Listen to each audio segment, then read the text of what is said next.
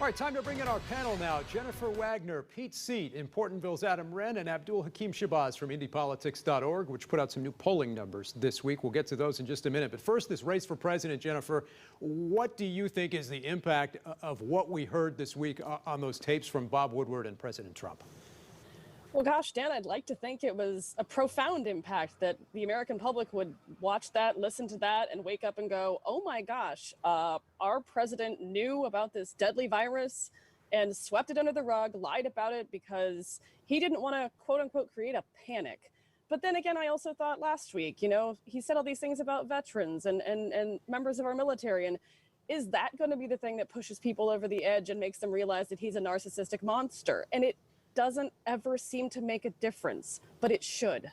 Pete, will this be difficult for Republicans to defend? Well, if there's any impact, I think the impact will be negligible. Opponents of the president will certainly have another arrow in their quiver. Supporters of the president are just going to brush it aside as a nothing burger. But I think what this really does, this particular episode of the reality show that is our lives, really illustrates America's Trump hypocrisy. If he had said publicly what he told privately to Bob Woodward on these tapes, do we really think national media and Democrats would have believed the president? I mean, at the exact same time, you had Anthony Fauci, who people walk around town wearing his face on their T-shirts.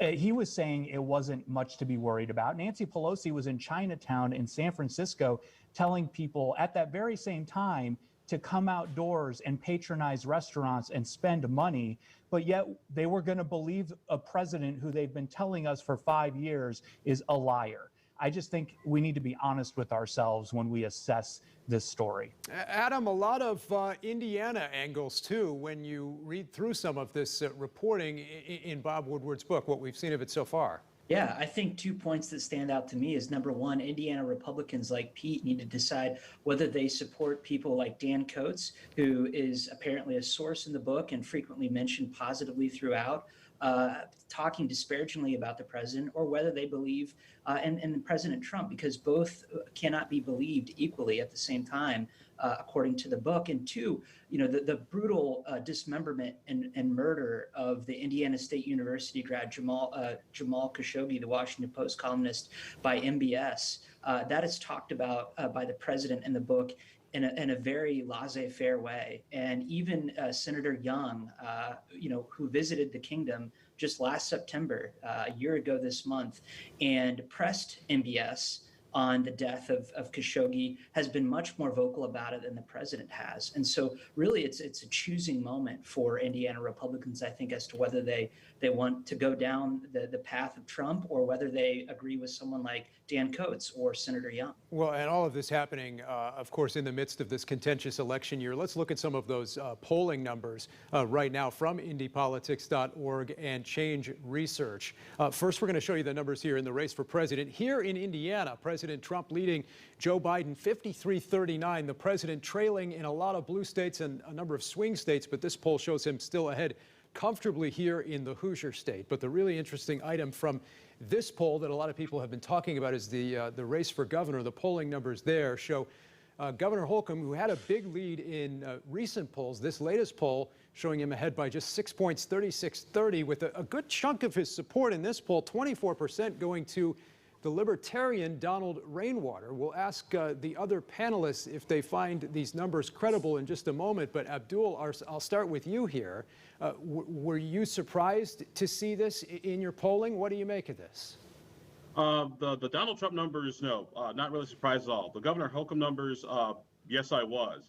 And the thing that surprised me the most was the number of votes that sort of defected from the governor to Donald Rainwater. By my count, the governor lost like 9 points and Donald Rainwater picked up 16 points. Now, a couple of things. Our poll was an online survey, so you get a little bit of a different responder than you would by telephone. But still, it shows me that what I've been hearing anecdotally, particularly in the North and the South, about folks kind of not being happy with the governor's mask mandate is showing up. Now, the good news for the governor is he's still got 2 months to go and $8 million. And Woody Myers is trying to raise money. Rainwater folks I haven't heard back from yet. But I still think at the end of the day, the governor, that mask mandate is going to be a little bit of an issue and a problem for him, as this poll demonstrates. Pete, Republicans pointing to that online methodology and also calling this poll a clear outlier in their words. How do you see this? You know, I haven't seen something so wildly out of proportion with the actual facts on the ground in a very long time.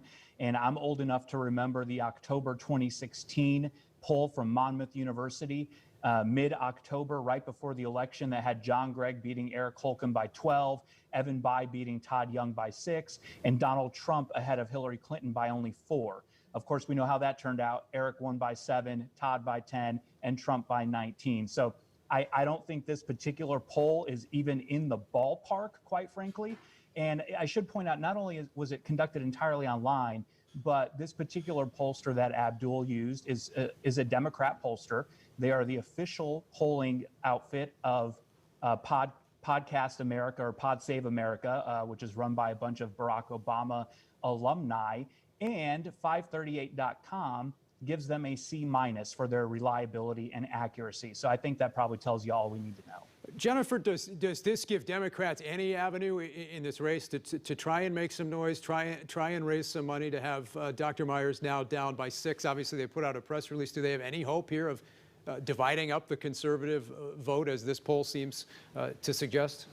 I think there's always hope, and I think I've said this before. I have tremendous respect for Dr. Myers. I think he'd make a great governor, but the circumstances are what they are, and not to also be a little storm cloud here. And I love you, Abdul, but I know you're reporting to us from Vegas today. I would not place a bet on this poll. I would not. I would place a bet on all the other polling that I've seen, public and private, that shows Eric Holcomb with a pretty substantial lead over Dr. Myers. Adam, how do you see these numbers? How are people reacting across the political landscape in Indiana? I think Pete's right. I think this is a C- pollster. I would say, though, that former South Bend Mayor Pete Buttigieg used the same polling company to measure his support in South Bend. But I think really the hardest hit person in this poll is former Libertarian gubernatorial candidate Rupert Boneham, the Survivor candidate, because he only pulled 4%, and here Rainwater, a virtual unknown, is doing better than him. So I don't put a lot of credibility in this, but if I have a bias as a journalist, it's toward novelty and conflict. And so Abdul has given us a lot of novelty with this poll. Something to talk about here. Something to talk about In the race for governor. Abdul, let's talk about that, but also the numbers quickly on the AG's race from this poll showing Todd Rokita up big. As you see here, 51-35 in the poll. Jonathan Weinzapfel did get an endorsement this week from Republican State Superintendent Dr. Jennifer McCormick, but your polling here indicating that Rokita has a big lead in the race for AG. Yes, and I think that Rokita is basically sort of what we call the Indiana standard, so to speak. Indiana is a very Republican, very conservative state. Attorney generals have done very well for the past almost like 20 years, and some change, particularly Republican attorney generals. So I think that is just sort of the normal course of events. Now, what'll be interesting is to see how many Republicans actually vote for Jonathan Weinzapfel, because Todd Rokita is still not a very liked individual in some Republican circles. So from that, it'll be interesting to see what happens. And just a quick defense of my polling from my friends on the left and my friends on the right. Nobody complained when Eric Holcomb was ahead 20 points back in April before the mask mandate and before the pandemic. So I just thought I'd just make that abundantly clear. Hey, even if they call your pollster a C-, we still think you're an A+ panelist, one way or the other, right? What else stands out to you guys here as we get closer to Election Day? Obviously, Jennifer, a pretty big race in the 5th district, the congressional district that Susan Brooks is retiring from. Where do you see that race here with a couple months till the election? Well, I think this is everything I see. Yard signs don't vote, but polling is important, and everything I see is that this is leaning more and more toward Christina Hale, and it's hard. In Focus could have been her start, right? We're going to have a congresswoman potentially in our alumni ranks. Who knows? All of you could be launched into future superstardom. Pete, your reaction on the race? Yeah, I mean, the 5th congressional district is certainly top tier, because I feel like we know how the presidential race, the gubernatorial race, and the AG race is going to end up. That one's still a toss-up, but you've also got some state house races that we can't lose sight of. In the state Senate, John Ruckelshaus and Jack Sandlin have races right here in the Indianapolis area. There's some others up in Lake County and in the South Bend Elkhart area. So we really need to keep a close eye on those because those will determine supermajority status, particularly in the state house. All right, thank you all. We'll be looking at those races here in the weeks to come. Coming up next this Sunday in Focus, we're looking at the race for Congress in the 7th District, hearing from Congressman Andre Carson and his opponent, Susan Smith, after the break.